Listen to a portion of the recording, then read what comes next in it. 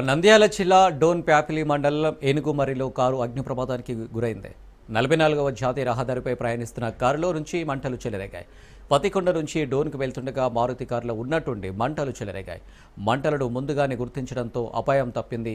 కారులో ప్రయాణిస్తున్న నలుగురు సురక్షితంగా బయటపడ్డారు. మంటల్లో పూర్తిగా దగ్ధమైంది కారు.